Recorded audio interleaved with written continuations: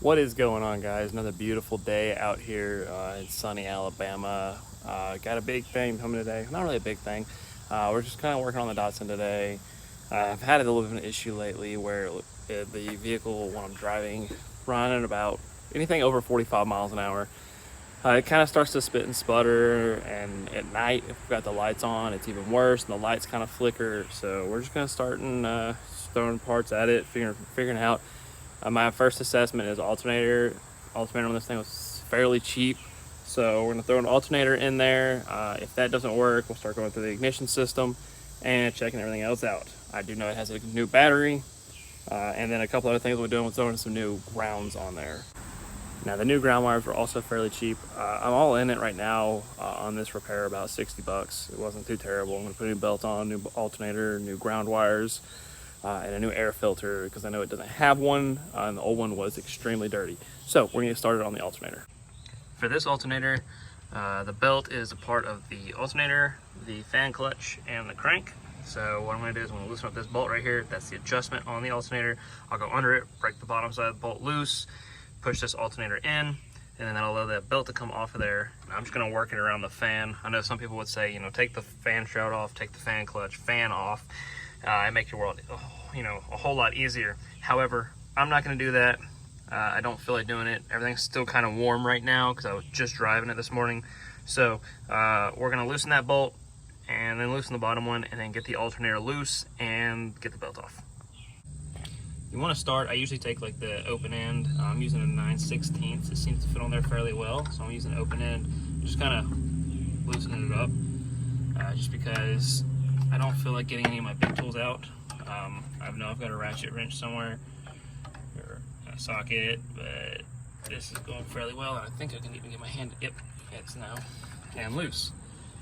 Don't take it all the way out because you want to kind of stand there until we get ready to take it all apart. For the vehicle now, you can see the bottom bolt for the alternator is right there. There's I believe a bolt on the back side. I will double check that. Basically get that loose as well. That way the alternator can move around. Now on this lower bolt, I found that using a 11/16 open end, actually the same deal as the top, open end 11/16 broke that loose pretty well. I don't know how tight yours are, but every single bolt I get to on this Datsun seems like it's torqued to where it's supposed to be. It's not over torqued and it's not super rusty. So you may be able to get away with it like I did. If you don't, then just use the box end. And then moving on to the back one, which the back one, if you come around, is right up past that right there. Breaking that one loose, it actually loosened up the belt. So we'll get the belt off now, and then we'll get the rest of the alternator off. Basically what I'm going to do is I'm going to take this belt off like this. Focus down there. Take the belt off, and it's got to come off the crank down there, and I'm just going to work it around the fan, just like that. And once you work it around the fan, you got to make sure it stays behind those fins. Because if it doesn't, what I like to do is just take it, can't get a good spot, and hook it behind a fan and just rotate it. If you do that, it'll work itself around. Once you have the new belt out, you can go ahead and inspect it. I like to take them and turn them inside out and then just bend them.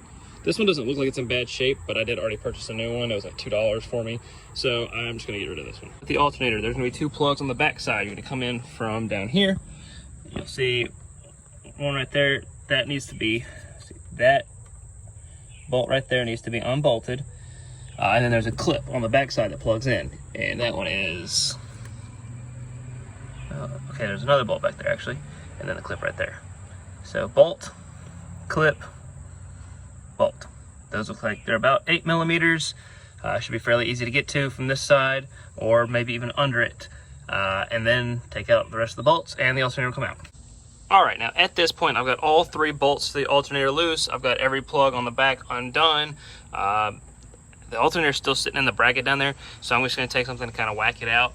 After I do that, I will pull it out. Probably going to end up coming out of the bottom because I don't think I'm gonna be able to get it up out of the top unless I can move this radiator hose out of the way, which I don't think I'm going to. I don't want to mess with the hoses right now. They are the original ones, or at least older, and I don't want to bust a hose.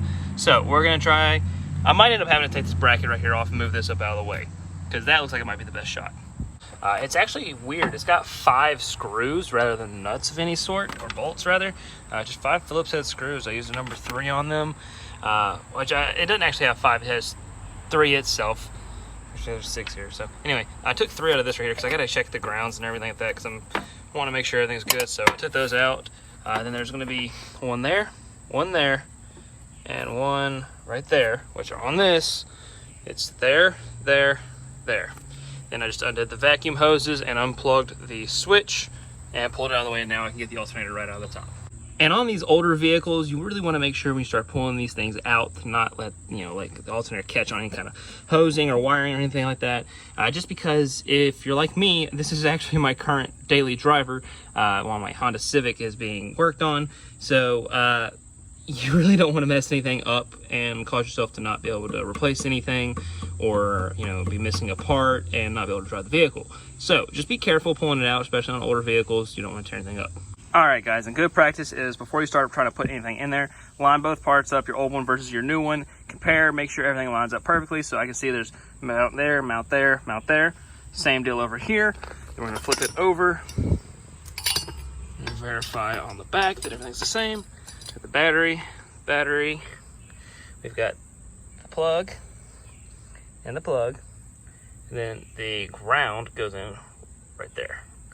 So the ground goes in right there. So we're good.